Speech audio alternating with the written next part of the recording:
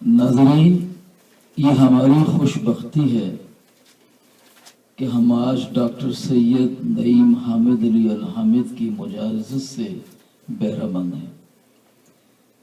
ہرچند کہ یہ شرف ہمیں اب سے پہلے بھی حاصل ہوا ہے، لیکن فرصت کے اتنے اور ایسے لمحات کم ہی ملے، اس لیے ہم نے یہ فیصلہ کیا کہ اس سے خاطر خواہ فائدہ اٹھایا جائے اور ڈاکٹر صاحب سے پینل انٹرویو کیا جائے۔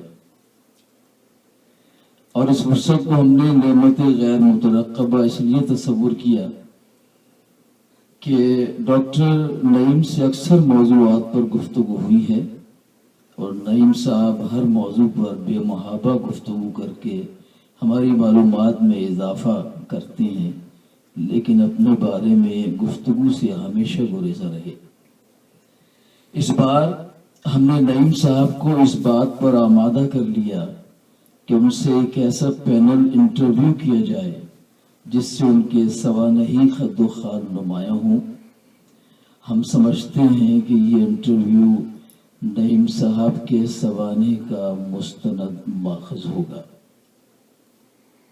یہاں یہ ذکر کرنا ضروری ہے کہ اس پینل انٹرویو کا انعقاد ڈاکٹر وجاہت فاروقی کے دولت قدر پر ہو رہا ہے۔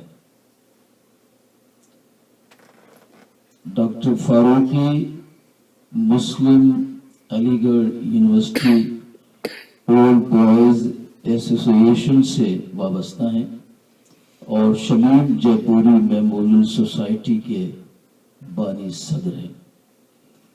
ڈاکٹر وجاہت فاروقی نے اپنے قیام جدہ کے دوران احمد فراز، پیرزادہ قاسم، قتیل شفائی، حمایت علی شاعر، ساغر خیامی، مجروح سلطان پوری اور کلیم عاجز کے اعزاز میں مشاعرے منعقد کیے، بلکہ بر صغیر پاک و ہند سے آنے والے شاعروں کی میزبانی کے فرائض بھی بحسن خوبی ادا کرتے رہے، جن میں چند شعراء کے نام یہ ہیں: گلزار دہلوی، شمیم جے پوری، کرشن بہار نور۔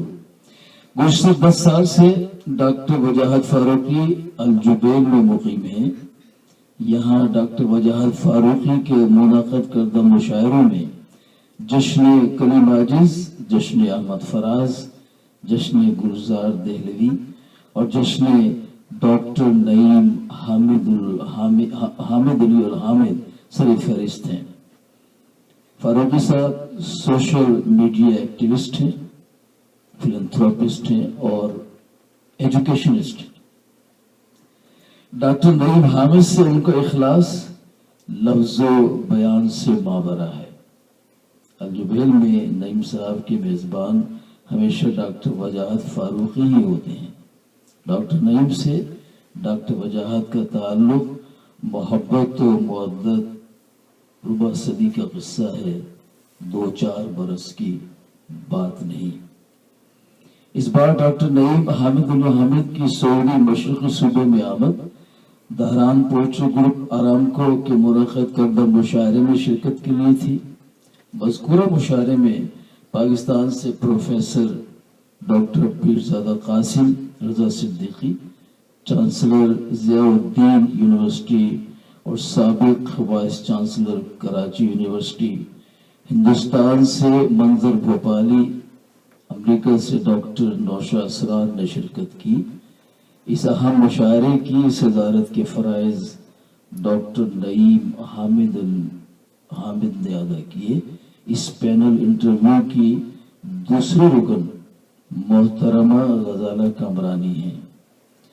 غزالہ کامرانی صاحبہ سخن شناسی اور خوش ذوقی کے اس مقام پر فائز ہیں کہ شعر ان کی ستائش سے اجاگر ہو جاتا ہے۔ غزالہ کامرانی کے والد سیاسی تجزیہ کار، افسانہ نگار اور پی ٹی وی کے سینئر نیوز ایڈیٹر ہے۔ ناظرین، منظور ہے گزارش احوال واقعی، اپنا بیان حسن طبیعت نہیں مجھے۔ اور اس پینل کی تیسری رکن नाचीज प्रोफेसर इकबाल एजाज बेग एक अरसे से दर्स व तदरीस के शोबे से वाबस्ता, शेर व अदब से गहरा शरफ है। हज़रात गिरामी, जैसा कि मैंने अभी अर्ज की कि हमारे आज की ये महफिल डॉक्टर नईम हामिदुल हामिद साहब के ये मुसाहिबा इनके एजाज में है, और हम जो पैनल के अराकीन हैं, हमारी ये कोशिश रहेगी कि हम जो डॉक्टर साहब से सवालात करें, उन सवालात के ज़रिए से आपकी शख्सियत वो ज़्यादा से ज़्यादा अदबी शख्सियत के हवाले से मैं गुफ्तगू कर रहा हूँ, वो ज़्यादा से ज़्यादा हमारे सामने आ सके और उससे तमाम डॉक्टर साहब के क़ारीन और डॉक्टर साहब को सुनने वाले, डॉक्टर साहब के कलाम को सराहने वाले और पसंद करने वाले वो आपकी शख्सियत से आगाह हो सकें। तो हम अपने इस गुफ्तगू का आगाज़ करेंगे और मैं दरख्वास्त करूँगा मोहतरमा गज़ाला कमरानी साहिबा से कि आप इस गुफ्तगू का आगाज़ कीजिए। बहुत शुक्रिया आपका डॉक्टर साहब और इजाज़ साहब आपका भी। क़ब्ल इसके कि तफसीली गुफ्तगू, सबसे पहले मैं आपसे ये पूछना चाहूँगी कि आपकी जाए पैदाइश और मतलब आप कहाँ पैदा हुए, ज़रा इस बारे में हमें बताइएगा। अल्हम्दुलिल्लाहि रब्बिल आलमीन वस्सलातु वस्सलाम अला खातिमिल अंबिया वल मुरसलीन व अला आलिहि व सहबिहि अजमईन। मैं बेहद ममनून हूँ इस मुवक्कर पैनल का, मोहतरमा गज़ाला कामरानी का, अज़ीज़म डॉक्टर वजाहत फारूकी का, बिरादर गिरामी क़द्र प्रोफेसर इकबाल एजाज बेग का, कि उनकी मोहब्बतें मुझे इस किस्म के मौक़े फराहम करती हैं, वगरना मैं हमा आकम के हस्त। अब मेरी तारीख़ पैदाइश और जाए विलादत के सिलसिले में मैं ये अर्ज़ करता हूँ कि मैंने अपने वालिदैन बिलखुसूस और अपने ख़ानदान के बुज़ुर्गों से इस कदर तसलसल से अपनी तारीख़ विलादत के बारे में सुना है कि मैं बिलुमूम उसी तारीख़ को अपनी तसानीफ़ में भी लिखता हूँ। और जाहिर है कि उस ज़माने में बर्थ सर्टिफिकेट वगैरह का तो कोई रिवाज था नहीं। गालिबन म्यूनिसिपैलिटी के रजिस्टर में कोई नाम लिखवा है तो और बात है, ज़्यादातर अहले ख़ानदान की याददाश्त ही पर भरोसा किया जाता था। तो मेरी तारीख़ पैदाइश है 1 जनवरी 1945। अच्छा साहब, मेरी विलादत मशहूर गैर मुनक़सिम हिंदुस्तान के शहर, सनअती शहर मुरादाबाद में। मुरादाबाद सिर्फ अपनी सनत के लिहाज से मारूफ नहीं है, बल्कि उसने ऐसे शेर व अदब के माह व आफ्ताब पैदा किए कि कभी शहर अपने बाशिंदों की अलामत बन जाता है और कभी उसके नामवर फर्जंद उस शहर के लिए के बाइस वक़ार होते हैं, जैसे हजरत जिगर मुरादाबादी, कमर मुरादाबादी, कैफ मुरादाबादी। ये तो वो हैं जिनका यानी तमाम बर्र सगीर में, बल्कि बर्र सगीर के बाहर भी बहुत अपना वक़ार और मशहूर हैं। लेकिन इसके अलावा भी बहुत से शोरा हैं जो मुरादाबाद में पैदा हुए। तो मेरी जाए विलादत जो है मुरादाबाद का मोहल्ला मुगलपुरा, मैं मोहल्ला मुगलपुरा में पैदा हुआ। और मेरा ख्याल से मैंने आपके सवाल का जवाब दे दिया है। जी। बहुत शुक्रिया। वजह से थैंक यू। ये मेरे लिए सआदत है कि आज हमारे नहीं हामिद अली साहब इस पैनल का इनेकाद कर रहे हैं।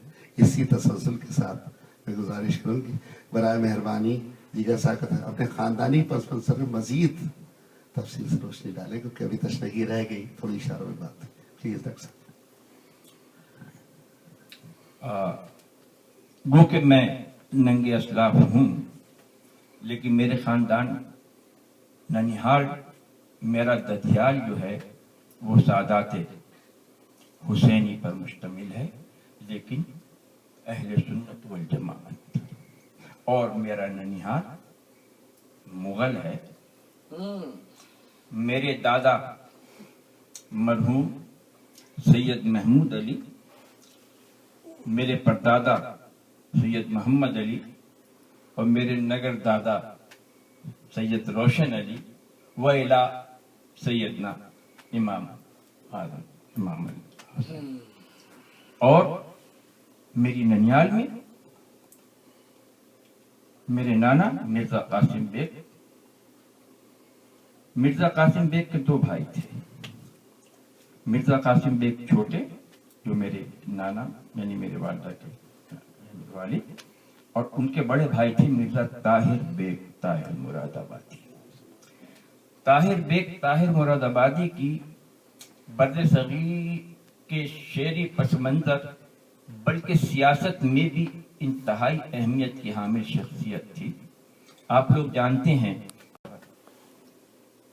जिसके रूह रवा थे, तो मिर्जा ताहिर बेग ताहिर मुरादाबादी उनके बहुत करीबी साथियों में थे। और इस हवाले से एक नज़्म बर्रे सगीर के तमाम इंसानों के दिलों में की धड़कन बन के गूंजी है। बोली अम्मा मोहम्मद अली की जान बेटा खिलाफत पे दे दो, साथ तेरे है शौकत अली भी, जान बेटा खिलाफत पे दे दो। ये मेरे नाना मिर्जा ताहिर बेग ताहिर मुरादाबादी की नज़्म है। और ताहिर बेग ज़ाहिर है कि मेरे वालिदा के सगे ताया थे। यही नहीं बल्कि जब कराची में अली बिरादरान पर मुकदमा चला और उनको 2-2 साल की कैद हुई, तो उस वक्त भी नाना मियाँ ने एक तवील नज़्म कही थी कि कह रहे हैं कराची के कैदी हम तो जाते हैं 2-2 बरस को। इसके अलावा हमारे खानदान में और बिलखुसूस ननिहाल मेरे मामू मिर्जा आसिम बेग आसिम मुरादाबादी नफ्ज़ वो शायर बाकमाल मुकर्रर। कराची की कोई सियासी और अदबी तकरीब ऐसी नहीं उनके बगैर मुकम्मल ही नहीं होती थी। बेतकान बोलने वाले कय्यूम लीग के सेक्रेटरी नशर इशाअत होते थे। मामू साहब का इंतकाल 2005 में हुआ। इसी तरह मिर्जा ताहिर बेग ताहिर मुरादाबादी के फर्जंद मिर्जा माहिर बेग माहिर मुरादाबादी, आप लोग कराची गए होंगे और कराची एयरपोर्ट से निकलते वक्त जो कद्दे आदम से भी कुछ 10-12 गुना ज्यादा बड़े बड़े बोर्ड आपने लगे हुए देखे होंगे बड़े हकीम साहब के, वो मिर्जा माहिर बेग माहिर मुरादाबादी मेरे मामू और हाँ कोई हरज नहीं मेरे यानी माहिर मुरादाबादी जो कि रेनबो सेंटर है वो उसमें उनका मतलब था, इंतकाल हो चुका है। अब उनके बेटे उसको देखते हैं। अलावा इसके शाहिद अहसन मुरादाबादी मेरी वालिदा के सगे खालाजाद भाई और उम्र हज पर तशरीफ लाए थे। और डॉक्टर वजाहत फारूकी ने हस्बे मामूल बहुत अजीमुशान महफिल मुनक़िद की थी जद्दा में। मुझे उसका जिक्र पहले भी करना चाहिए था और आपको भी, लेकिन बहरहाल तो वाक़या यह है कि हमारे ख़ानदान में शेर कहना कोई बड़ी बात नहीं थी, बल्कि अगर कोई शेर नहीं कहता था तो कहा जाता था अच्छा आप शेर भी नहीं कह सकते। اب ایک اور حوالہ جو کہ بہرحال کافی حد تک ذرا دور کا ہے، یعنی حضرت جگر مراد آبادی. جگر مراد آبادی میری پر نانی کے کزن تھے. اچھا وہ کزن امزاد تھے، ماموزاد تھے، خالوزاد تھے، یہ مجھے نہیں معلوم، کیونکہ اب پر نانی کا انتقال ہو گیا، نانی کا انتقال ہو گیا. ہمارے بزرگوں میں سے تقریباً جو اس بات کی تفصیل بتانے والے ہوتے ان کا انتقال ہو چکا ہے. اور دیگر تو اس صورت سے میں دور کا ان کا پر نواسا ہوتا ہوں. یہ بات تو آپ سب لوگ جانتے ہیں کہ حضرت جگر مراد آبادی لاولد تھے. کبھی کبھی لوگوں نے مجھ سے یہ سوال کیا ہے آپ ان کے پر نواسے کیسے ہو گئے، وہ تو لاولد تھے. تو میں کہتا تھا خدا کا شکر ہے کہ آپ کو یہ تو معلوم ہے کہ وہ لاولد تھے. ظاہر ہے یعنی وہ رشتہ دور کا صحیح، لیکن ایک حوالہ یہ بھی ہے. اور یقیناً ان کے مجھ جیسے پر نواسے تو تقریباً 150 ہوں گے، اور جن کو یہ بھی نہیں معلوم کہ جگر مراد آبادی نام کا کوئی بہت بڑا شاعر تھا اس نئے دور میں جو ہم دیکھتے ہیں. لیکن کیونکہ مجھے شعر و شاعری سے دلچسپی تھی تو میں نے بس ذکر کر دیا، اپنی کتابوں میں بھی کیا اور ویسے محافل میں بھی کیا اور اس وقت بھی کر رہا ہوں. ورنہ تو گویا یہ سلسلہ ویسے تو بہت، یعنی میں اگر بیان کرنے پہ آؤں تو بہت زیادہ وقت صرف ہوگا، لیکن میں سمجھتا ہوں اس حد تک یہ بات واضح ہو جائے گی کہ میں اگر اپنے خاندان کا سب سے معمولی درجے کا شاعر ہوں تو وہ میں ہوں، ورنہ بڑے آفتاب و مہتاب پیدا ہوئے ہیں. ڈاکٹر صاحب میں زاویے کا رخ بدلتا ہوں. میں آپ سے یہ جاننا چاہوں گا اور ہمارے سبھی لوگ جتنا ہیں یہاں پہ موجود ہے، جو لوگ سب دیکھ رہے ہیں، کہ آپ کی سعودی عرب میں کب اور کس عمر میں آمد ہوئی، کیا اس کے پس منظر میں تھا، کس لوگوں کے ساتھ آیا. پلیز اس پہ روشنی ڈالیے تاکہ پھر ہم پھر ادبی اس پہ پھر آ سکے. تو اس کا جواب بھی میں مراد آباد ہی سے شروع کروں گا. 1 جنوری 1945 کی پیدائش اور 50 کی ابتدا میں ہم لوگ ہجرت کر کے مراد آباد سے پاکستان چلے گئے. کھوکھرا پار کے راستے سے وہ بڑے بڑے مسائل اٹھاتے ہوئے، جو کہ اس زمانے کا ایک عام بات تھی. بہت بڑا قافلہ، میں ددیالی میرے والد کے علاوہ 3 چچا، پورا خاندان اور ننیال، پورا ننیال، یعنی 100-150 آدمی، قریبی ترین رشتہ داروں پر مشتمل وہ قافلہ تھا. جب وہ حیدرآباد سندھ کے اسٹیشن پر پہنچا تو اس کے 2 رخ ہو گئے. میرے چچا جو والد صاحب کے بعد ان سے چھوٹے تھے، سید واجد علی شاہ، کیونکہ ریلوے میں ملازم تھے اور پاکستان بننے کے بعد جب سرکاری ملازمین سے یہ پوچھا گیا، ہر ایک سے اس کی مرضی معلوم کی گئی کہ آپ ہندوستان میں رہنا چاہیں گے یا پاکستان، تو ہمارا تو پورا خاندان نہایت شدید قسم کا مسلم لیگی تھا اور سینے پہ گولی کھائیں گے اور پاکستان بنائیں گے کے نعرے تو میں نے بھی لگائے ہیں، بے سمجھے اور بہت چھوٹی عمر میں کا عام ایک ماحول تھا. تو ہمارے واجد چچا میاں نے پاکستان کا انتخاب کیا، تو وہ پاکستان بننے کے فوراً بعد پاکستان منتقل ہو گئے تھے اور ان کی تعیناتی ملتان میں ہوئی. ملتان میں تو پورا خاندان کا باقی حصہ کو تو یہ معلوم ہی نہیں تھا کہ اسے کہاں جانا ہے اور کیوں جانا ہے.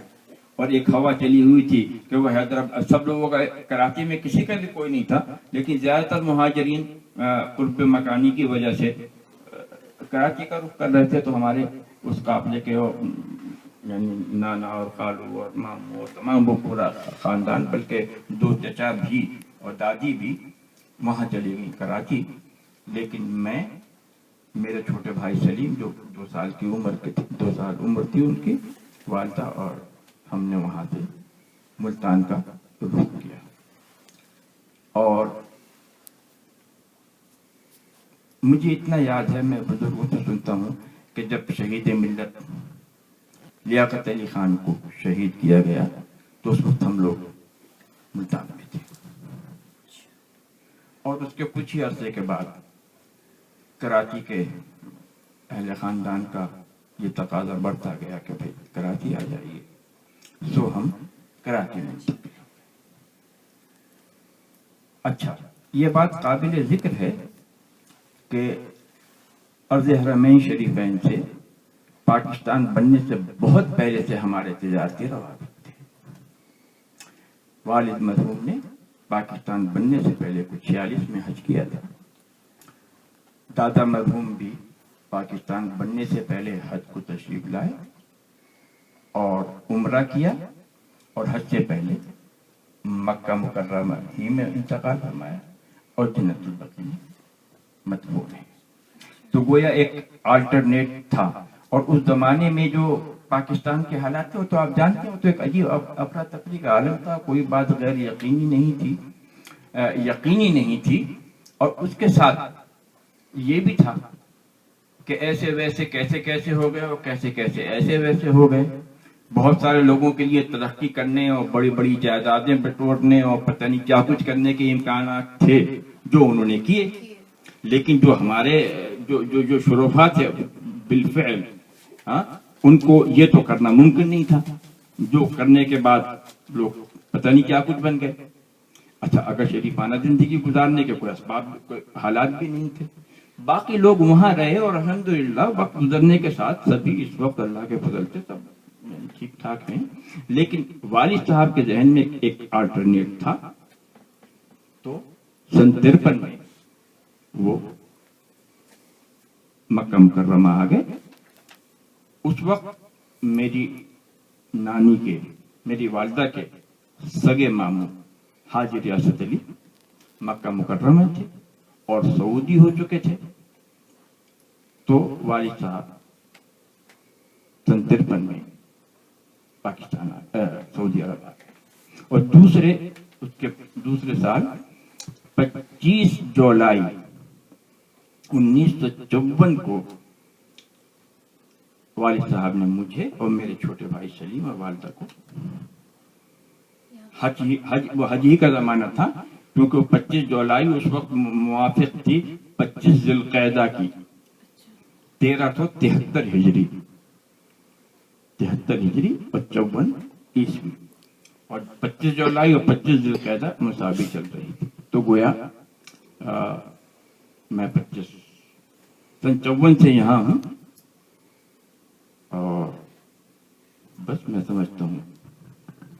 ڈاکٹر صاحب، ابھی آپ نے سلیم صاحب کا تذکرہ جس میں واقف تھا، کیا مزید روشنی ڈالیں گے اس بات پہ کہ آپ کی فیملی میں پریزنٹ جنریشن میں میری نام میں کوئی اردو سے واقف ہے، شعر و شگف سے لگا ہوا ہے؟ آپ کی بھائی بہنوں میں ماشاء اللہ کافی بھائی بہن ہیں، اس پہ ذرا روشنی ڈالیں، کسی کو اردو سے لگاؤ ہے یا آپ آخری سلسلہ ہے اس کا، کیونکہ آپ 50 سال سے پلیز اکثر سے کلیریفائی کریں۔ اچھا، جی شکریہ، میں عرض کرتا ہوں۔ اچھا، پہلے تو میں اس بات کی وضاحت کر دوں کہ جب ہم پاکستان سے آئے تھے تو ہم 2 بھائی تھے، اس کے بعد 7 بھائی سعودی عرب میں پیدا ہوئے اور 1 بہن، تو 7 بھائی یہاں پیدا ہوئے۔ سلیم مجھ سے چھوٹے تھے، 6 سال کے ہوتے۔ آگے چلیں۔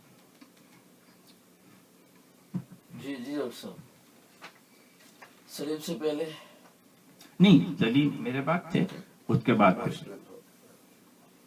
ظہیر، شکیل، جمیل، وسیم، فہیم، ندیم اور سمیر سب سے چھوٹا ہے۔ سلیم عجیب و غریب صلاحیتوں کا حامل تھا، عربی کا ایسا ادیب کہ اس زمانے کے جو ادبا جن کا وہ ہم اثر رہا، اور اوروں کا تو میں کیا بیان کروں، لیکن مولانا عبداللہ عباس ندوی کو تو آپ جانتے ہی ہیں کہ عربی زبان پہ جو قدرت تھی اور انتقال ہو گیا، وہ اس 7-8 سال کے بچے کو سراہتے تھے۔ عبداللہ عباس ندوی صاحب جدہ ریڈیو اسٹیشن پہ اردو سروس میں ہوتے تھے، اور سلیم बच्चों के अरबी के प्रोग्राम में जाया करता था, तो उन्होंने उस वक्त से सलीम को देखना शुरू किया। तो अगर कोई शख्स उनसे किसी भी मौजू पे दरख्वास्त वगैरह लिखवाने जाता था तो कहते थे भाई मेरे पास क्यों आते हो, सलीम के पास चले जाओ, बोले।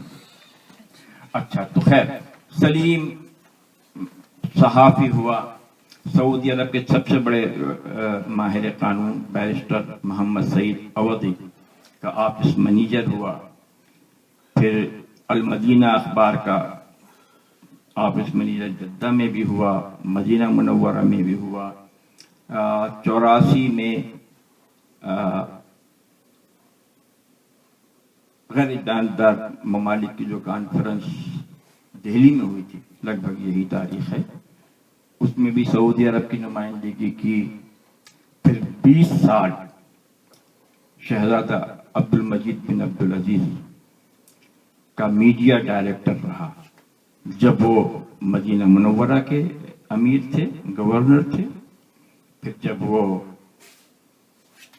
मक्का मुकर्रमा के गवर्नर रहे तो उस वक्त भी सलीम ही उनका मीडिया डायरेक्टर था।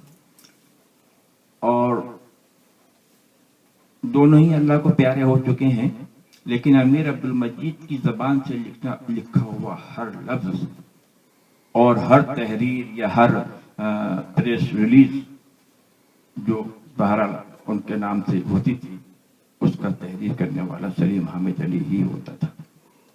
अच्छा, मदीना मुनव्वरा जब वो अमीर अब्दुल मजीद जब मक्का मुकर्रमा के अमीर बना दिए गए तो उन्होंने सलीम से कहा कि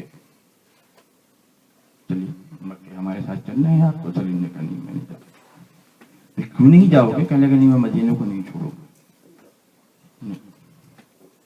अच्छा, अमीर अब्दुल मजीद भी सच बात यह है कि बड़ा कदरशनास था।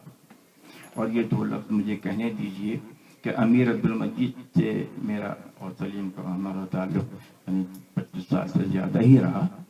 और ये बात मैं बिला तकल्लुफ़ कह सकता हूँ कि शहजादा अब्दुल मजीद बिन अब्दुल अजीज में ऐसी कोई खामी नहीं थी जो हमारे कई सदियों पर मुश्तमिल शहजादों में लाजमन पाई जाती थी।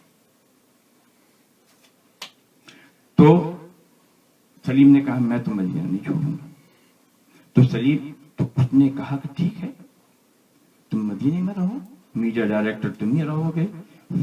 ये जो फैक्स वगैरह ने इतनी सहूलतें फराहम कर दी हैं कि अगर तुम्हें जो तुमसे कुछ काम लेना होगा तो तुम लिखोगे, वापस मुझे भेज दोगे, और टेलीफोन तो हमारे दरमियान है ही। तो सलीम मरते दम तक मदीना मुनव्वरा में रहा और मीडिया डायरेक्टर भी रहा। तो 2001 में सलीम का इंतकाल हुआ और उसके 2-3 साल बाद जब अब्दुल्ला बादशाह बने तो उसके कोई 1-2 साल के बाद अमीर अब्दुल मजीद का भी इंतकाल हो गया। तो खैर ये तो मैंने जिक्र खुसूस सलीम का किया है, लेकिन अल्लाह का बड़ा करम है मेरे ख़ानदान पर और मेरे भाइयों पर। ज़हीर हामिद अली अल हामिद जो कि सलीम के बाद नंबर 2 होते हैं और जो यहीं पैदा हुए, हम तो वहाँ से आए थे ना।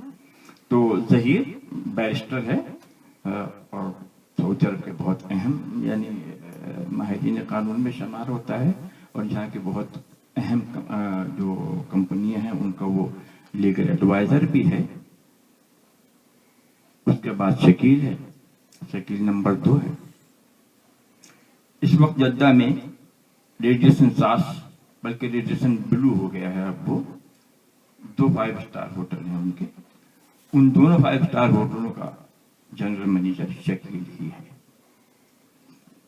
शकील के बाद वसीम है, जमील अल हामिद, शकील के बाद जमील, वो तिजारत से वाबस्ता रहा और है। जमील के बाद वसीम अल हामिद, ये सऊदी एयरलाइंस का असिस्टेंट डायरेक्टर जनरल है। वसीम के बाद नंबर 7 फहीम अल हामिद, यहाँ का जो सबसे अहम अखबार है अरबी का औकात और सऊदी गज़ट, दोनों का असिस्टेंट एडिटर इन चीफ है। और वो कारपोरेशन تو یہ تو اخبار ہی نہیں بلکہ ایک پوری گروپ آف رسالے اور جو نکالتے ہیں وہ بہت ہی یعنی وسیع ان کی امپائر ہے. اس کا وہ اسسٹنٹ جنرل مینیجر ہے. ابھی سلمان بن عبدالعزیز جو ولی عہد ہیں یہاں کے، پاکستان بھی گئے، ہندوستان بھی گئے، ٹوکیو بھی گئے، چین بھی گئے. تو اس سب ان چاروں سفروں میں وہیں ان کے ساتھ رہا. اور نہ صرف یہ آج کی بات نہیں ہے بلکہ ملک فہد اور سلطان بن عبد المجید اور ان لوگوں کے تمام زمانہ جو ہے تو ہمیشہ صحافتی وفد میں فہیم لازماً ہوتا تھا، اس لیے کہ وہ دونوں ہی زبانوں میں قدرت رکھتا تھا. ورنہ تو یہ کہ ایڈیٹر ان چیف اور دیگر دوسرے بھی صحافی جاتے ہیں مختلف جرائد کے. تو وسیم فہیم کے بعد ندیم. عرب نیوز میں آپ دیکھتے ہوں گے کہ ندیم کے نام سے بہت ساری وہ رپورٹیں وغیرہ ہوتی ہیں تو عرب نیوز میں ہے. اور ان سے چھوٹا سمیر، اس نے اسی سال آئی ٹی کا میں وہ بیچلر کی ڈگری حاصل کی ہے اور انشاءاللہ مستقبل کے بہت امکانات ہیں. میں اس سے پہلے کہ پروفیسر اعجاز بیگ صاحب کو ادبی سیکشن جس کے پہ وہ مہارت رکھتے میں دوں، میں یہ سوال پوچھنا چاہوں گا کہ آپ کی شاعری کا ابتدا کس طریقے سے ہوئی اور کس استاد سے آپ نے اصلاح یا جو بھی ہے آپ نے گائیڈنس لی ہے، یہ اس کو ذرا آپ تفصیل سے بتائیں. اس کے بعد سب ادبی اور ادبی سوالات کا سلسلہ ہمارے پروفیسر اعجاز بیگ صاحب شروع کریں. جی میں عرض کرتا ہوں. کیا سوال تھا آپ کا؟ ہاں ابتدا کیسے ہوئی. خیر اس سے پہلے ایک سوال جو آپ نے نہیں کیا لیکن میں اس سلسلے میں جو اس سے پہلے سوال تھا اس کا ذکر کر دوں. نہیں یہ بات نہیں. دیکھیے میں نے اپنے بھائیوں کا ذکر کیا، والدین کا ذکر کیا. ہاں میری ایک ہی بہن ہے، اس کا تو ذکر کیا نا، ایک ہی بہن ہے اور ابھی اس کی گزشتہ مارچ میں شادی ہوئی، سب سے چھوٹی ہے. نہیں بھائی میرے بھی تو 8 بچے ہیں بھائی. آپ نے میری اولاد کے بارے میں کچھ بھی نہیں پوچھا. اچھا سنیے. اچھا ایک تو یہ بات جو کہی تھی کہ دوسروں کو دلچسپی ہے یا نہیں اور آپ اس خاندان کے آخری فرد ہیں، یہ بات تو درست ہے کہ میرے خاندان جو اس وقت کم از کم 150 افراد پر مشتمل ہے. اور دور کا نہیں، حامد علی کے بیٹے، حامد علی کے پوتے، حامد علی کے پرپوتے وغیرہ آخر. تو اس اتنے بڑے خاندان میں اردو بولنے والا میں آخری فرد ہوں. میرے بعد میرے اس خاندان سے اردو ختم ہو جائے گی. ہاں یہ میں رہ گیا تھا. تو اس میں کوئی شک نہیں کہ اس کے بعد میرے خاندان میں اردو نہیں رہے گی. اس لیے کہ یہ میرے بھائی جو ہیں ظاہر ہے کہ ہم 3 کی تو شادیاں ہی عرب خاندانوں میں ہوئی اور اس کے بعد باقی کی جو شادیاں ہوئیں تو گو کہ وہی بر صغیر سے آنے والے خاندانوں کی بچیاں تھیں، لیکن وہ خود بھی یہیں پیدا ہوئیں، یہیں تعلیم حاصل کی. تو گویا روزمرہ کی گفتگو ان کی بھی عربی ہو گئی. اور میں ایک سوال میرے ذہن میں آ رہا ہے، تو آپ ایک ہندوستانی عورت سے بھی کر لیجیے شادی. نہیں تو ہندوستان کی کیا شرط ہے؟ مطلب پاکستانی چلیں. اچھا خیر. تو میرے بچوں کی تو مادری زبان ہی عربی ہے، یعنی میرے بچوں ایک اردو بولنے والی ماں آ جائے. تیری آواز مکے اور مدینے. پھر کہیے کیا کہا آپ نے؟ دعا کیجئے بھائی، دعا کیجئے. اچھا خیر. تو میرے بچوں کی تو مادری زبان ہی عربی ہے اور صرف یہی نہیں بلکہ وہ 3 بہنیں ہیں اور ہم 3 سگے بھائی ہیں.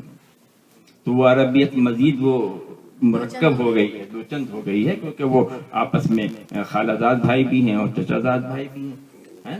تو میرے بچوں میں بہت زیادہ بانڈنگ بھی اچھی ہو گئی اور ان میں عربیت زیادہ ہے. تو میرے بچوں کی مادری زبان عربی ہے میری 6 بیٹیاں ہیں اور 2 بیٹے. سب سے بڑا بیٹا خالد نعیم حامد علی الحامد، اس کی تعلیم جارج واشنگٹن یونیورسٹی میں ہوئی، آئی ٹی کا وہ بیچلر کی ڈگری کر کے آیا تھا، اب قطر میں ہے 7-8 سال سے. اور دوسرا بیٹا جو سب سے چھوٹی بیٹی سے بڑا ہے، یعنی 7 نمبر اولادوں میں آتا ہے، محمود، اس نے ایسٹرن میڈیٹرین یونیورسٹی سائپرس سے ہوٹل مینجمنٹ کی بیچلر کی ڈگری حاصل کی اور جدہ میں ہے. بچیاں 5 کی شادی ہو چکی ہے اور الحمدللہ اپنے گھر میں خوشحال اور مطمئن ہے. باقی محمود کی اور خلود جو سب سے چھوٹی میری بیٹی ہے اس کی شادی نہیں ہوئی. آپ نے سوال کیا کیا تھا؟ ہاں سوال آپ میری غزالہ نے سوال سے بہت اچھا کیا، میں انڈورس کرتا ہوں. مینوائل میں چاہوں گا کہ آپ کی شعرگوئی کی ابتدا کیسے ہوئی اور کیا پس منظر تھے، اور آپ اتنا کم مشاعروں میں کیوں، جو آپ کے اوپر الزام ہے وہ 25 سال کم سے کم کیوں نظر آتے ہیں؟ یہ میرا سوال نہیں موجود ابھی اس دوران. جی دیکھیے، میں نے شاعری سے دلچسپی تو میں نے کہا نا کہ ہمارے خاندان میں تھی، تو خود اپنے خاندان میں شاعروں کا ایک اچھا خاصا ہجوم، پھر مطالعے کی عادت اور بہت بہت بہت اچھے اچھے اشعار مجھے پہلے ہی سے رٹے ہوئے تھے، تو ان کو میں بہت مناسب وقت پہ سنایا بھی کرتا تھا. لیکن میری پہلی غزل میں نے فروری 1961 میں کہی. ہماری پیدائش کے درمیان. اچھا، تو وہ یہ بھی میں تاریخ اردو ادب جس کا تعلق ارض حرمین شریفین سے ہے، اس کے مؤرخ کے لیے یہ بات کہنا چاہتا ہوں کہ یہ جو مشاعرہ جس میں نے پہلی غزل کہی تھی وہ طرحی غزل تھی، اور وہ سعودی عرب کا پہلا طرحی مشاعرہ تھا، اور اس کا انعقاد میرے نہایت ہی عزیز دوست، اللہ ان کی عمر میں برکت فرمائے، جدے میں ہیں، ظفر اقبال ناظری نے کیا تھا. اس کی صدارت سید مہدی علی صاحب جو ہندوستانی سفارت خانے کے فرسٹ سیکریٹری تھے، اس کے مہمان خصوصی سردار محمد انور خان تھے، جو یحییٰ خان کے زمانے میں پروٹوکول آفیسر بھی رہے اور ماسکو اور قاہرہ میں سفیر بھی. تو پہلی غزل میں نے اس مشاعرے کے لیے کہی تھی، اور مصرع اس طرح تھا، جنوں میں تیرے دیوانے کہاں کی بات کرتے ہیں، جنوں میں تیرے دیوانے کہاں کی بات کرتے ہیں. یہ پہلی غزل میں نے کہی تھی. اس کا کوئی شعر مجھے یاد بھی نہیں ہے، شاید اگر ایک شعر ہے تو میں نے پیکر نغمہ کے اپنے مضمون میں لکھا ہے، لیکن اس وقت ذہن میں نہیں آ رہا. کس کے جنون میں مبتلا تھے؟ ارے صاحب، اس زمانے میں تو میں خود اپنا ہی اسیر تھا، اپنی سوا کسی دوسرے کو نہیں دیکھتا تھا. خیر، وہ میری پہلی غزل تھی. اس کے بعد وہ صورتحال پیدا ہوئی جدہ کے ادبی ماحول میں. اچھا، اس زمانے میں جدہ بہت چھوٹا سا تھا. ہندوستانی پاکستانی جو سفارت خانے تھے، جو کہ اس وقت تک سفارت خانے ریاض تو بہت دنوں کے بعد گئے ہیں، ورنہ سفارت خانے سب جدہ میں ہوتے تھے. تو ہندوستانی سفارت خانہ اور پاکستانی سفارت خانہ، تعلقات طرفین میں اس وقت تک سب خیریت تھی. اختلافات تو پھر 65-64 کے اس جنگ کے بعد شروع ہوئے.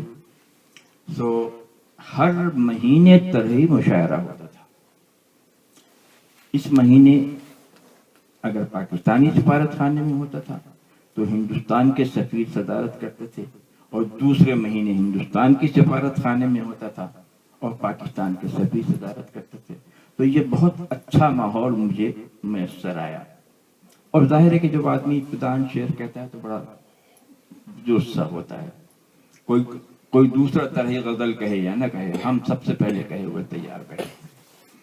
اچھا، یہ تو ظاہر ہے کہ اس وقت میری شاعری کیا ہوگی، لیکن یہ میرے بزرگ جن کا میں نام بنام ذکر کروں گا، یہ ضرور دیکھتے تھے کہ جب یہ برفودار جب میں اسٹیج پر یعنی سننے آپ کو سنانے آتا تھا، جو کہ ابتدائی مجھ سے ہوتی تھی کیونکہ میں اسی جونیئر موسٹ، تو وہ اس خیال سے ذرا توجہ دلچسپی سے میرا کلام سنتے تھے کہ کوئی بہت خاص بات تو نہیں ہوتی تھی، لیکن کم از کم غیر موضوع نہیں ہوتا تھا. اس سے بڑھ کے اور کیا خوبی ہوگی. اور سامنے کا مضامین ہوتے تھے، کوئی اور فال بھی نہیں ہوتی تھی. تو مجھے ہمیشہ اپنے بزرگوں کی اور دوستوں کی بڑی حمایت حاصل رہی. پھر یہ سلسلہ جاری رہا. وہ مشاعرے پھر اپنے طور سے دونوں سفارت خانوں میں ہوتے رہے، حالات کے نتیجے میں تقسیم ہو گئی. لیکن ہم جو جدے کے ہندوستانی اور پاکستانی اہم شخصیات تھیں، ان کے وہاں بھی باقاعدہ وہ مشاعرے جو ماہانہ وہاں ہوتے تھے، پھر اہل ذوق کے گھروں میں ہونے لگے، جیسے مصطفیٰ علی قدواری جن کو میں جدے کا سعودی عرب کا بابائے اردو کہتا ہوں، اور اس پہ انشاءاللہ استناد کے ساتھ کبھی لکھوں گا بھی. تو آپ کے ایک خاندان کے شخص سید ہاشم رضا آ چکے تھے. میرے استاد، اب دیکھیے آپ نے میرے استاد کے بارے میں نہیں پوچھا، مگر یہ کہ ذکر آ گیا تو میں ابھی عرض کرتا ہوں. خیر، میرے استاد حضرت احمد جمال صادق کے وہ چچا زاد بھائی تھے. وہ بھی ہمارے رشتہ دار. جی ہاں، آپ نے تو ذکر، وہ فیس بک پر فوٹو بھی ان کا ڈالا گیا تھا، ان کے بچے فیصل وغیرہ کا بھی وہ ہوا تھا. تو ہاشم رضا کے گھر پہ مشاعرے منعقد ہوتے تھے. عبدالحفیظ قریشی، اللہ ان کی مغفرت فرمائے، میرے دوست تھے، ان کے گھر پر ہوتے تھے. مصطفیٰ قدوائی کے، احمد جمال صادق کے، نثار رفیع سعودی ریڈیو اسٹیشن میں ہوتے تھے. مولانا عبداللہ عباس ندوی. اچھا، سب سے پہلا جو مشاعرہ جدے میں ہوا ہے وہ تھا یوم حسرت موہانی کے سلسلے میں. اور میں یہ ذکر کر دوں کہ اس وقت ہندوستان کے سفارت خانے کے فرسٹ سیکریٹری ہوتے تھے مشہور ترقی پسند شاعر اور جن کا تعلق عظیم آباد سے تھا، حسن نعیم. جی ہاں، وہ فرسٹ سیکریٹری ہوتے تھے. تو ان لوگوں کے تعاون سے جو سب سے پہلے مشاعرہ منعقد ہوا وہ یوم حسرت موہانی تھا. اس کے بعد تو خیر کوئی سلسلہ ہے. اور اگر آپ اس پہ کسی خاص ماحول یا شخص کے بارے میں، اچھا، حضرت احمد جمال صادق، جب میں نے شعر کہنا شروع کیا تو مجھے یہ بات تو معلوم تھی کہ بھئی اصلاح بھی ہوتی ہے، کوئی شاگرد بھی ہوتا ہے، لیکن اس کو اپنا شاگرد بناؤں تو میں نے یہ کیا کہ جو آدمی مجھ سے قریب، جس تک پہنچنا بہت آسان تھا، تو مرحوم ابو بکر تاج الدین ابو بکر قمر کاملی ہوتے تھے، آپ جانتے ہی ہیں. تو سب سے پہلے میں نے ان کو اپنی پہلی غزل ان کو دکھائی. اچھا، یہ بات تو مجھے بہت بات کو معلوم ہوئی کہ قمر صاحب نے میری غزل سنی اور کہا کہ بہت اچھی سنا دو. یہ بہت دیر کے بعد معلوم ہوا کہ قمر صاحب باوجود ایک اچھے شاعر ہونے کے اس سے زیادہ کی صلاحیت بھی نہیں رکھتے تھے بحیثیت استاد. ہاں، اس کے بعد میں نے مولانا عبداللہ عباس ندوی کو دوسری غزل، یعنی فوراً بعد تو ہر مہینے غزلیں ہو رہی تھیں، اور یہ ہستی کچھ نہیں تعبیر خواب پریشاں کی اثر بوننے کا مصرع طرح تھا. تو مشاعرہ ہوا، میں نے غزل کہی اور مولانا کے پاس پہنچ گیا. اچھا، میری دوستی تو ان کے بیٹے ساتھ سے تھی، मेरा हम उम्र था और इंतकाल हो गया बहुत 4-5 साल पहले। सऊदी हो गया था, पटना गया, और वहाँ इंतकाल हो गया जब उनकी, हालांकि सऊदी था, उसके बच्चे वगैरह थे। मौलाना अब्दुल्ला अब्बास के बाद, मौलाना अब्दुल्ला अब्बास का इंतकाल पहले हुआ, साथ का बाद। तो मैंने अब्दुल्ला अब्बास नदवी साहब को अपनी गज़ल दिखाई। ये बात दिलचस्प भी है और वैसे भी, भाई हम अरूज वगैरह तो खैर आज भी नहीं जानते, उस वक्त क्या जानते थे। तो मैंने अब्दुल्ला अब्बास नदवी साहब को अपनी गज़ल दिखाई, बल्कि मैंने साहब से कहा कि भाई मौलाना को अपनी गज़ल दिखानी, तो कहने लगे उसमें डरने की बात क्या बात है, चलो मेरे साथ। खैर मैंने उनको गज़ल दिखाई, कहने लगे 2-3 दिन के बाद आना। मैं 2-3 दिन के बाद पहुंच गया। तो दिलचस्प बात जो है वो ये है कि वो कुछ मिसरा ऐसा था कि कुछ ऐसे उसने पता नहीं क्या नुमाया की, यानी हस्ती नुमाया की, मिसरा में गिरा लगाई थी। उन्होंने कहा कुछ ऐसे, मैंने पढ़ा कुछ ऐसे, मिसरा नामौजूद हो गया। मौलाना कहने लगे अरे भाई नहीं, यूं नहीं, कुछ ऐसे, यानी अब बात ये कुछ ऐसे ही पर चल रही है, कुछ ऐसे। मैंने कहा कुछ ऐसे।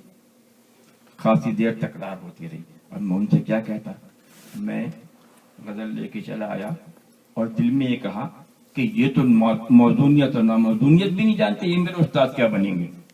जबकि वो उसमें एक टेक्निकल ये है कि जब किसी साकिन हर्फ के बाद अलिफ आए तो वो मुतहर्रिक हो जाता, यानी कुछ ऐसे नहीं, कुछ ऐसे, कुछ ऐसे, यूं यूं, हाँ मिसरा मौजूद हो जाएगा। हमें ये बात थोड़ी मालूम थी। हमने पढ़ रहे थे? हाँ, तो मैं देखे ना, मैं तो हाँ, यानी मैं तो आज भी, और मैं आपके साथ सामने बड़े दस्तबख्त अर्ज कर रहा हूँ कि मैं आज भी उर्दू नहीं जानता, उस वक्त तो बिल्कुल नहीं जानता था। मुझे ऐसा लगता है कि आपने उस्ताद को नहीं छोड़ा तो आपने शागिर्दों के लिए क्या कहा होगा। मैं चाहता हूँ कि आप इस पे फर्दर जिनसे आपने पर्टिकुलर इस्लाह लिया, बाद में नक्काद के तौर पे बहुत से लोग शिकायत है कि नहीं मांगे साहब एक बिल्कुल तलवार लेके काटते हैं, इस पे भी तसलसल में रोशनी डालते हुए फिर प्रोफेसर मुख्तसरन नक्शा डालने। तो खैर, तो मतलब ये कि एक से ज्यादा बुजुर्ग शोहरा जो उस वक्त थे, हर एक से इस्लाह ली और हर एक को रिजेक्ट कर दिया। इस अरसे में हमारे उस्ताद हजरत अहमद जमाल सादिक बहैसियत शायर नुमाया तो नहीं हुए थे, लेकिन शेर कहते थे। बड़ा के ज़हीन और जीनियस, अजीब व गरीब इंसान थे, अल्लाह उनकी मग़फ़िरत फरमाए। 2012 में जनवरी में इंतकाल हुआ, मैं यहीं था जब खबर आई है। अच्छा, तो उस वक्त तक अहमद जमाल सादिक बहैसियत शायर के नुमाया नहीं हुए थे, लेकिन शेर कहते थे। और बिलखुसूस ये होता था कि जैसे कि जुमेरात, ज़ाहिर है कि छुट्टी होती थी जुम्मे के दिन, तो मशायरे बिलुमूम जुमेरात को होते थे। तो मशायरे के दूसरे दिन मरहूम मुस्तफ़ा कदवाई साहब के घर असर से लेके इशा तक एक खास, यानी वो तो मामूल था हर जुमे का, ये सब बुजुर्ग हजरात जमा होते थे। तो अहमद साहब ये किया करते थे, अरे भाई आपने सुना उसने वो शेर यूं कहा, ये भी कोई बात है, अगर इसको यूं कहता तो उसको इतना अच्छा हो जाता। तो इस तरीके से ये बात कि अहमद साहब शेर गोई में बहुत यानी कुदरत रखते थे और मायब व महासिन सुखन पे बड़ी गिरफ्त थी, लेकिन वो वैसे शायर नुमाया नहीं हुए थे। लेकिन वो नक्काद बहुत और शायर भी बहुत अच्छे थे। वो तो फिर बात को खुलता गया। एक मर्तबा उनको किस तरीके से बहैसियत शायर मंजर आम पर ला, मैं बहैसियत शायर उनसे पहले मंजर आम पे आ चुका था, क्योंकि लेकिन अहमद साहब बहैसियत शायर अपने आप को मुतारिफ कराना उस वक्त तक पसंद नहीं करते थे। हिंदुस्तानी सफारत खाने में मुशायरा हुआ, वो तो हर महीने इधर उधर होता था ना। तो मालूम हुआ हमारे बुजुर्ग दोस्त मरहूम अब्दुल रहीम अंसारी निजामत किया करते थे। तो उन्होंने ऐलान किया कि अब मुस्तफ़ा अली किदवाई अपनी गजल पेश करेंगे। अच्छा, कौन था जो मुस्तफ़ा अली किदवाई को नहीं जानता था? उनकी बुकरातियत, उनकी सुखन फहमी, उनके बदला संजी के तो आज तक गद्दे में चर्चे होते हैं। मगर ये बात कि वो शेर भी कहते हैं या गजल भी कहेंगे, उस वक्त के लोगों के लिए बड़ी परेशान कुन थी। अच्छा, और सब लोग तैयार होके बैठ गए, मुस्तफा साहब गजल सुनाएंगे।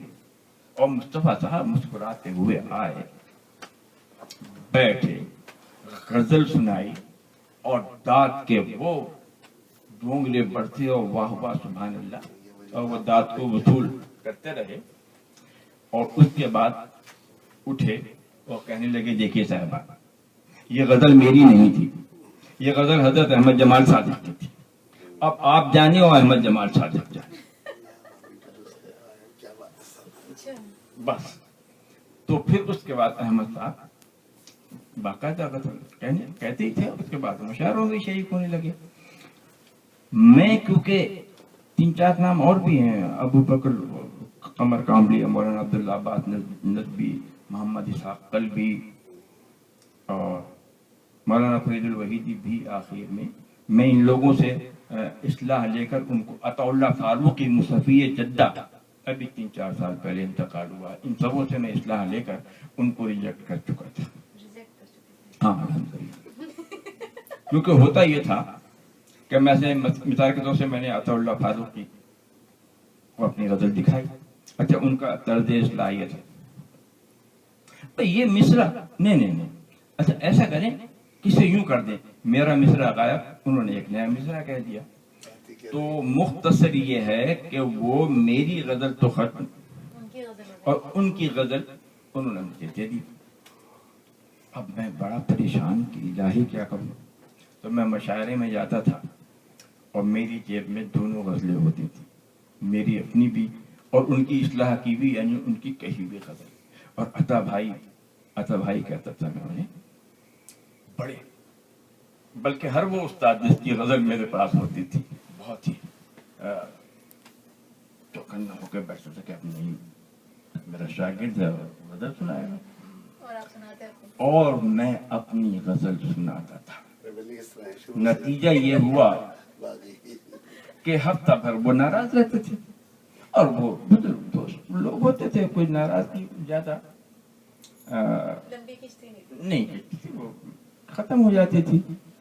तो मैं इस अरसे में अहमद जमाल सादिक का तर्ज कलाम देख रहा था, तो मुझे वो बहुत अच्छा लगता था। तो मैं जनाब अहमद साहब के पास अपनी गजल ले जाने लगा और अहमद साहब जनाब बासो दाना ना खाएं, मानने पर तैयार ही नहीं थे। कहने लगे, भाई मुझे इन बातों की फुर्सत नहीं है। अच्छा, मैं उनकी शख्सियत के एक और रुख पेश करूंगा कि फुर्सत क्यों नहीं थी उन्हें, लेकिन मैं भी उनकी जान को आ गया था। मैंने कहा नहीं, उस्ताद तो आप। हत्ता कि मैंने इस किस्म का एक गजल भी कही है जिसका मतलब था, उस वक्त उन्होंने मुझे अपने आप को अपना शागिर्द तस्लीम नहीं किया था, लेकिन वो इसमें है, पैकेज नगमा भी था, वो गजल में भी है कि अहमद साहब को जबरदस्ती, कि मैं तो अहमद जमाल का शागिर्द हूं, तो मैंने कहा रुतबा मिला है फन्ने सुखन में कमाल का, रुतबा मिला है फन्ने सुखन में कमाल का, तलमीज हूं मैं हजरत अहमद जमाल का। कहने लगे, बहुत बदमाश हो। समझे, जब मैंने ये मुशायरे में सुना दिया तो उनके लिए कोई गुंजाइश नहीं रही और मैंने 50 साल उनकी शागिर्दी की है। हाँ, 50 साल। और बहुत ही परेशान कुन किस्म के उस्ताद थे। उनकी उस्तादी कैसे, भाई ये बातें बहुत जरूरी है, इसको मुझे कहने दीजिए, तवालत ही सही मगर ये बहुत जरूरी बात है। बड़े जरूरी है। आपको पता लग गया कि परेशान कुन आप भी क्यों है। हाँ, क्यों नहीं, तलमीज हूँ मैं हजरत अहमद जमाल का भाई। तो अदबी हवाले से हाँ, उनकी यानी तर्ज इस्लाह या तर्ज तरबियत का मैं वजाहत करना चाहता हूँ। अमूमन ये होता था ना कि उस्ताद जो है वो अपनी गजल में मिसरे बदल दिए, शेर कह के दे दिए, हो बस ठीक है। अहमद साहब ने कभी ये नहीं किया, कभी नहीं किया। अब मैं गजल लेके गया। अच्छा, میں اپنی طور سے بہت ہی اعلیٰ قسم کی غزل کہہ کے جاتا تھا، اور میں سمجھتا تھا کہ آج تو احمد صاحب بہت ہی داد دیں گے۔ احمد صاحب خاموشی سے سنتے رہتے تھے، داد نہیں دے رہے ہیں۔ البتہ بھئی وہ مصرع ذرا پھر پڑھو، شامت آگے، یعنی اس مصرے میں یقیناً کوئی خامی ہے، جس کو پڑھوا رہے ہیں۔ ہاں جس کو دوبارہ پڑھوا رہے ہیں۔ ہاں بھئی وہ مصرع ذرا سنانا۔ اب میں نے وہ تو بات کو تو مجھے ان کا مزاج معلوم ہے، ڈرتے ڈرتے وہ پھر سنا دیا۔ کہتے نہیں دیکھو بات کیوں نہیں ہے، اچھا دیکھو وہ ذرا وہ کتاب اٹھانا، ان کے اچھا خاصا کتابوں کا مجموعہ ہوتا تھا۔ اب وہ اس خامی کے حامل دوسرے شعراء کا کلام سنانا شروع کرتے تھے، کہنے لگے بھئی دیکھیے یہ یوں ہے نا، تو اگر اس کو یوں کر دیا جائے تو یہ بات دور ہو جائے گی اور مصرع ٹھیک ہو جائے گا، یعنی دوسروں کے مصرع۔ جی تو بھی آپ سمجھ گئے نا کہ خرابی کہاں تھی؟ میں نے کہا جی سمجھ گیا، اور آپ کو یہ بھی معلوم ہو گیا کہ دور کیسے کی جا سکتی؟ میں نے کہا جی۔ کہنے لگے تو پھر ٹھیک کر کے لے آئیے، یقین کیجیے۔ لیکن واقعہ یہ ہے کہ احمد جمال نے میرا ایک مزاج بنایا، انہوں نے مجھے یہ بتایا کہ شاعر کو کیا ہونا چاہیے اور شاعری کس کو کہتے ہیں۔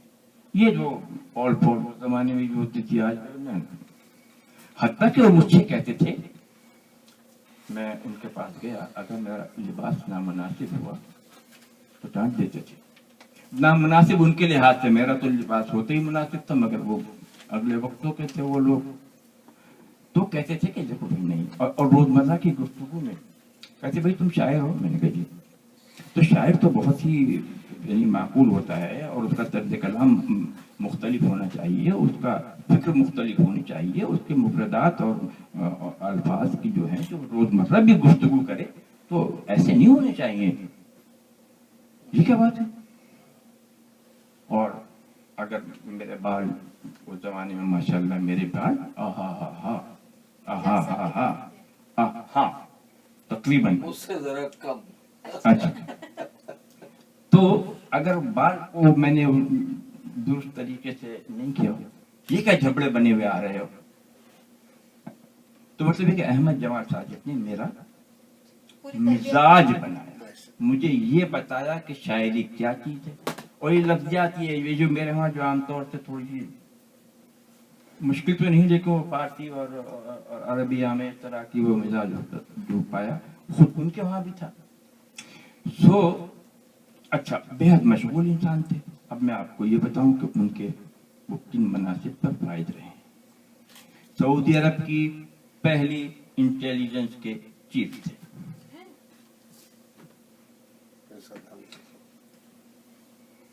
سعود الفیصل، محمد الفیصل، عبد الرحمن الفیصل کا بھی انتقال ہوا ہے، ترکی الفیصل، ان کی تربیت احمد جمال صادق کے ہاتھوں ہوئی ہے۔ فیصل کے سالے کمال ادم جو عفت الفیصل کے ماجائے بھائی تھے، فیصل کے بعد کمال ادم کے بعد احمد جمال صادق۔ اچھا ان کی وہ جو خاصان ہے، جو خاص الخواص ہیں جدے کے قدیم لوگوں کو معلوم ہے۔ اچھا ان کی ڈیوٹی وغیرہ کا کوئی وقت نہیں تھا، اور اگر ہوتا تھا تو وہ رات کو ہوتا تھا، صبح تک جو کو عموماً ہے۔ تو گویا وہ بڑے، اور جس شخص کو جینیس کہا جا سکے وہ احمد جمال صادق، اور کسی کو خاطر میں نہیں رکھتے تھے۔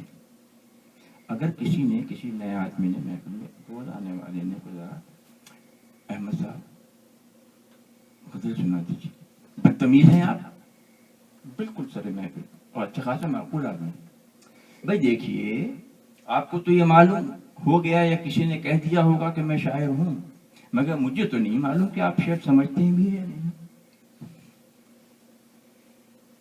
یہ تھے آپ کے استاد صاحب؟ جی ہاں یہ میرے استاد تھے۔ ابھی شاگرد ہے سر۔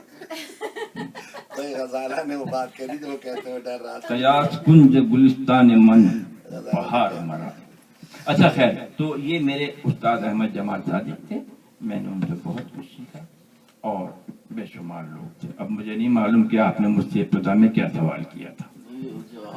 میں جو ادبی سیکشن ہے اس کے لیے پوری طریقے سے جو آدمی اتھارٹی ہیں، پروفیسر اجاز بیگ صاحب جو اردو لٹریچر پہ مہارت، نقاد اور شعر بہت اچھے کہتے ہیں، اس سے گزارش کروں کہ ادبی جو انجن ہے جو ہے ساتھ اس پہ بات کریں. بہرحال آپ کا شکریہ وجاہت فاروقی صاحب.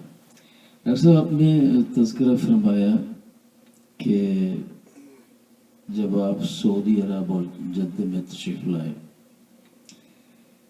ادبی ماحول تھا اور ابتدائی زمانہ تھا. اس زمانے میں آپ کے ہم عصر اور پھر زمانے سے مراد وہی 10 20 اور 30 یہ 3 اشرے یہ گزرے. تو اس زمانے کی جو ادبی شخصیات تھی جن میں شعر کہنے والے بھی تھے اور نثر میں بھی جو متوازمائی کر رہے تھے، تو آپ ان لوگوں میں ایک تو آپ کے استاد صاحب تھے، پھر آپ متاثر بھی ان لوگوں سے ہوئے. اور آپ یہ بھی فرمائیے کہ سعودی عرب میں ادبی ماحول کی وسعت میں اور اردو کو بحیثیت زبان کے جو یہ وقت نصیب ہوئی ان 3-4 اشروں میں، ان میں وہ شخصیات کون سی تھی اور کس حوالے سے وہ کیا کچھ کرتے رہے؟ اور ان مصروفیات میں ظاہر بات ہے آپ بھی شریک تھے. پہلے آپ جی نوارد تھے، اس کے بعد آپ متقدمین میں شامل ہوئے، متاخرین میں شامل ہوئے. آپ کی بڑی نوازش ہوگی، اس کے بارے میں آپ کو شرح فرمائیے. دیکھیے، ابتدان بھی میں نے عرض کیا جیسے کہ میرے استاد احمد جمال صادق، مولانا عبداللہ عباس ندوی، حسن نعیم، مصطفیٰ علی قطوائی، نثار رفیع، اور اس زمانے کے جو شعراء عطا اللہ فاروقی، عبدالرحیم انصاری، جنو لکھنوی، غلام قادر ضیاء کانپوری، ابو بکر تاج الدین قمر کاملی، اور یہ تو صف اول کے لوگ ہیں. اس کے بعد ظاہر ہے کہ وسعت ہوتی چلی گئی اور لوگ جوک در جوک سعودی عرب آنا شروع ہو گئے، یعنی آ ہی رہے تھے. تو دوسری صف میں جیسے کہ ہاشم رضا، شمیم اشرف، دربھنگہ سے تعلق تھا، بہت ہی جینیس آدمی، میرے دوست میں تھا، مجھ سے سینئر تھا. تو شمیم اشرف، محمد ناظر قدوائی والد، اور اس کے بہت بعد آنے والوں میں جیسے ظفر مہدی اور قمر کاملی اور نسیم سہار، اور یہ جو اس کے بعد آنا شروع ہوئے تو جوک در جوک لوگ آتے رہے. سعود قاسمی اور عبد الباری انجم، راشد صدیقی،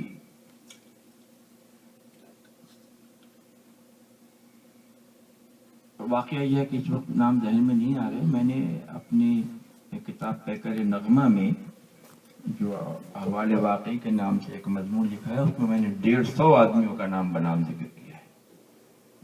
150 آدمیوں کا نام بنام. عقیل احمد فضا اب پاکستان میں ہے، اور یہ سب حضرات تھے. اور پھر اس کے بعد تو یعنی لوگ آتے ہی گئے. لیکن میں یہ کہوں گا کہ اس کے بعد آنے والوں نے معیار میں کوئی اضافہ نہیں کیا، تقریباً تنزل ہی کی طرف ماحول رہا. تو میں نے ان تمام حضرات کے بارے میں بہت تفصیل مختلف جگہ اپنے مضامین میں لکھا ہے. اس وقت وہ کے نام مستحضر نہیں ہے، لیکن یہ لوگ تھے.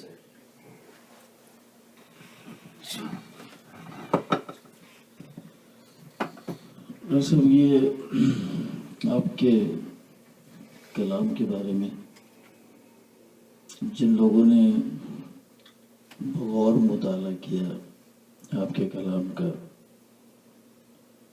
تو آپ کے کلام میں جو اس کے بنیادی مندرجات، اس میں کلاسیکیت ہے، اس کا رچاؤ ہے، اس میں روایت ہے، اور اس کے بعد ہم نے یہ دیکھا کہ آہستہ آہستہ اس کلاسیکیت اور اس روایت میں جدت بھی بڑے دبے پاؤں اس میں داخل ہوئی، اور یہ جدت اور روایت کا ایک بڑا حسین امتزاج سا اس میں بنا۔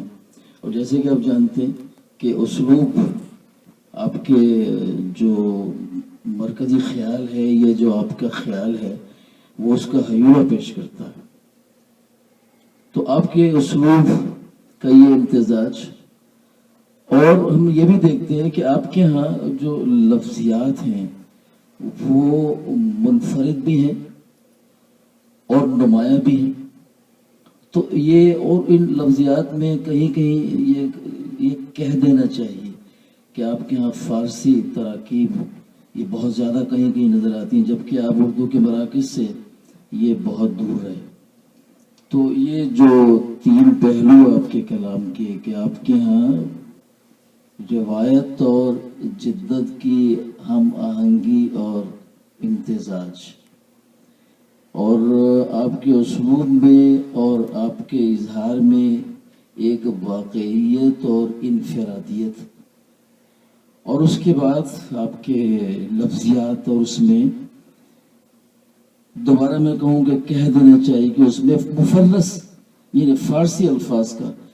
تو ذرا آپ یہ فرمائیے گا ڈاکٹر صاحب کہ یہ آپ کے جو اس زمانے کے شعراء تھے، یا آپ کے محترم استاد صاحب تھے وہ تھے، یا آپ کی ایک خاص یہ منصوبہ بندی رہی کہ اس کو اس طریقے سے پیش کرنا چاہیے؟ اس کے بارے میں آپ کچھ ارشاد فرمائیے گا۔ جی، بہرحال یہ تو آپ کے حسن ظن ہے جو میرے کلام میں کلاسیکیت اور روایت اور جدت کا امتزاج اور منفرد وغیرہ وغیرہ، تو اس کا تو میں دعوے دار تو نہیں ہوں، لیکن وغیرہ وغیرہ مت کہیے۔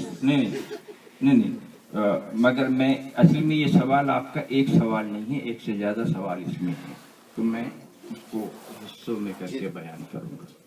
پہلی بات، میری زبان، ٹھیک، جیسا کہ میں نے عرض کیا کہ میری پیدائش 1945 کی پاکستان آئے، وہاں پر 2.5-3 سال ہی رہے، اور یہ وہ زمانہ نہیں تھا کہ میری زبان میں اس مقامی زبان سے کچھ سیکھتا، بلکہ وہی زبان جو قلعہ معلیٰ کی اور اردو معلیٰ تھی، وہ زبان مراد آباد سے چلی، کراچی میں کچھ دنوں تک رہی، اور اس کے بعد جب میں جدہ آ گیا تو میرے وہی زبان کا تسلسل، جس کو اردو معلیٰ کہتے ہیں، کیونکہ اس زمانے میں جو بر صغیر پاکستان اور ہندوستان سے جو حضرات بھی آ رہے تھے وہ منتخب